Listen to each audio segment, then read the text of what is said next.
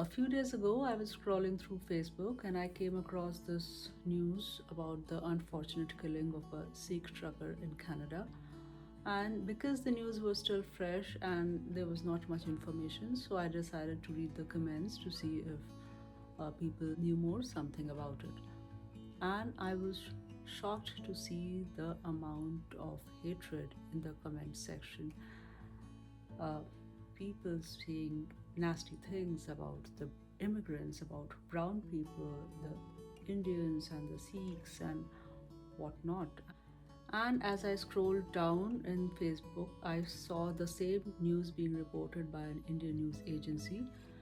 And now in the comment section, there was the Indians fighting against Indians, saying which community or which language speaking people uh, are bad.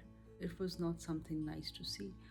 How can you expect people from Canada not to hold prejudices against you, not to stereotype you, when you yourself hold so many prejudices against your own people?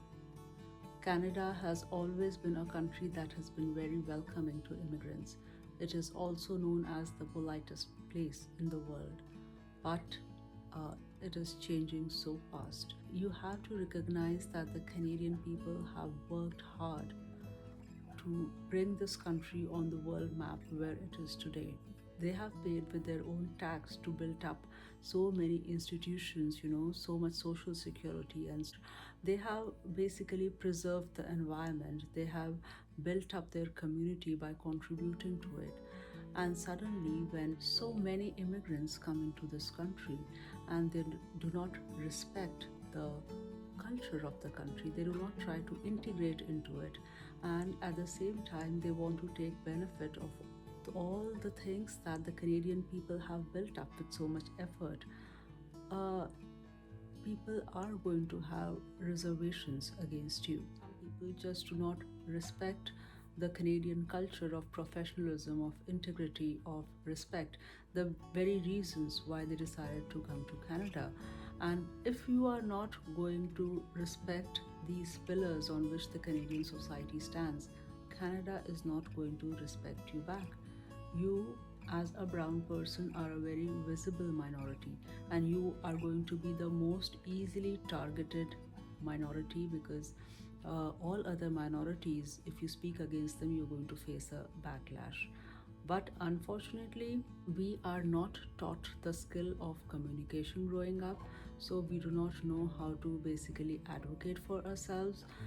We, on the other hand, are taught that it is very, very cool and very normal to make a judgment about our own people.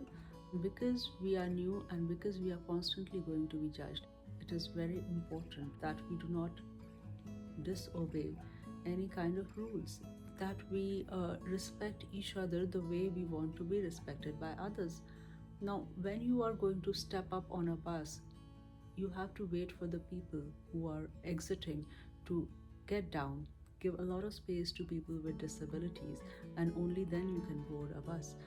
If I'm walking on a sidewalk and there is a white person coming, I can see that at a distance of 10 meters, that person is going to judge that we are in each other's path, and he's going to move towards right and leave space so that both of us can walk across each other.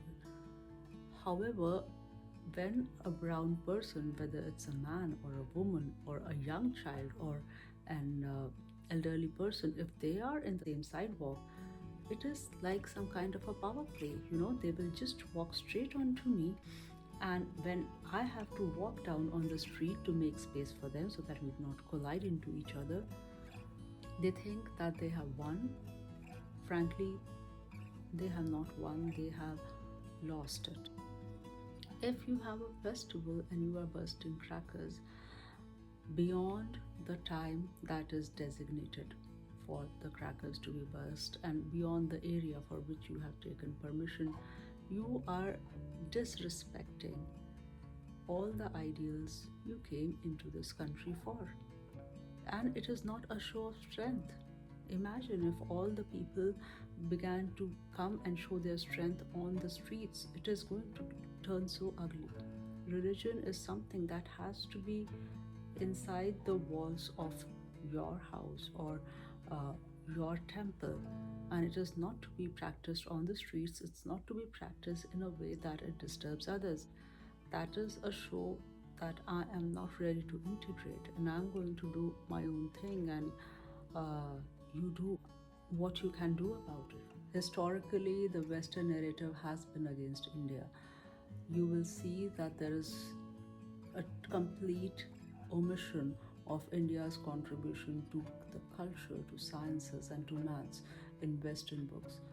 And well, the onus is on us to change that narrative.